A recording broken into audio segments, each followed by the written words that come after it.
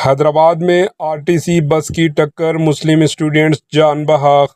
हैदराबाद के यूसुफगुड़ा में एक इंतहाई अफसोसनाक सड़क हादसा पेश आया जिसमें इंटरमीडिएट की एक मुस्लिम स्टूडेंट जान बहक हो गई। तफसीलात के मुताबिक मधुरा नगर पुलिस स्टेशन हुदूद में आरटीसी बस से उतरने के दौरान मुस्लिम स्टूडेंट्स टायर के नीचे आ गई। सीसीटीवी फुटेज में देखा जा सकता है कि स्टूडेंट चलती बस से उतरने की कोशिश कर रही है।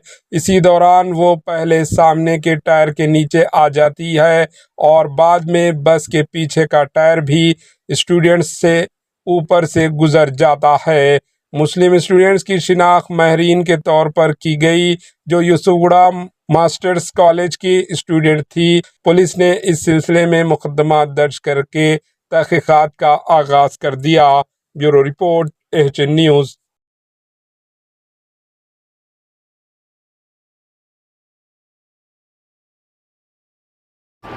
एएचएन न्यूज़ को लाइक करें, शेयर करें और सब्सक्राइब करना ना भूलें।